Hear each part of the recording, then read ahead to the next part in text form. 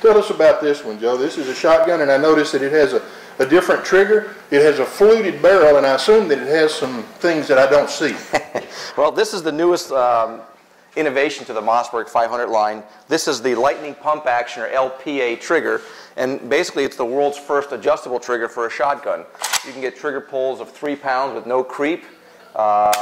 And it's terrific for slug shooters and turkey hunters. This happens to be the slug version, which has the fluted barrel, with a rifle barrel with a fluted exterior. So that's a slug gun. Integral scope mount here, so you can mount your scope right to it. And the nice part about this is you can change the barrel and the comb on the stock in about a minute to put on a low comb and a bird barrel and go out and hunt quail or duck or whatever you want with this. For someone who lives in a shotgun-only zone and does pheasant and deer in the same day, they only need one shotgun. One shotgun and a couple of barrels. And another comb. Exactly. And the deal with the trigger, one of the problems that you'll find in a lot of shotguns is that while the shotgun itself is well made, the trigger may be so heavy that it's difficult to shoot. With an adjustable trigger in a shotgun, which is a unique idea, that is wonderful. Mm-hmm. And that one that's better than the triggers in some of my rifles. And I love the integral scope mount. And the fluted barrel just kind of tops all off, plus the real tree camouflage, which is put on here. How many different comb heights are there? Basically right now there are 2 comb heights. One is designed to keep the comb the same height as the rest of the stock, and that would be for your bird barrels. Mm-hmm. This one here is designed specifically for the slug barrels, and in particular the ones with the... To raise your head up high enough exactly, see through the scope. You bet. That's a beautiful gun, and it's extremely well made, and I noticed that Mossberg has dual action bars, yes. 2 bars rather than 1 that are on some of our other shotguns. You've got a rifle here also. This is the 4x4. We were talking about this. This is the lightning bolt action trigger, again adjustable from 2 to 7 pounds.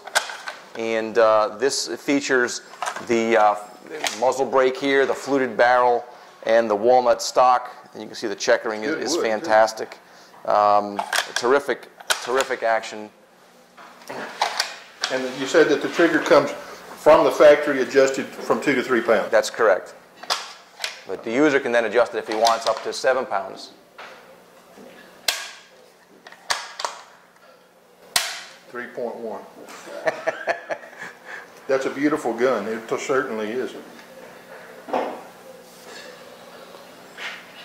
Some people, me included, don't like muzzle brakes. Right. Is there a cap that you can unscrew this and screw on a cap? That's correct. This unscrews, and you put on a thread protector to protect the external threads on the barrel itself. So yeah, you can take it off if you like, or leave it on. Yes. And this too has the fluted barrel. The stock is drilled through or milled through so that it's lighter. And I noticed that wood has been removed wherever wood can be removed, right, so that the gun is as light as it's possible to make, while still keeping enough heavy wood in the areas where the most stress is, which is where the recoil lug and the action screws come in, right, to make it strong. It's a well-made gun. And the difference between the 4x4 and the ATR is the 4x4 has a removable box magazine. So you can... Other than that, it has the same trigger, the same bolt assembly, the same barrel. Correct. But without the... You can get it in various configurations, but the biggest difference by far is the fact that the ATR has the top-loading magazine, whereas the 4x4 has the removable box magazine. And they all come with the mounts already on it for yes, Weaver type or Picatinny type. Correct. Beautiful gun. Well made gun. I'm impressed.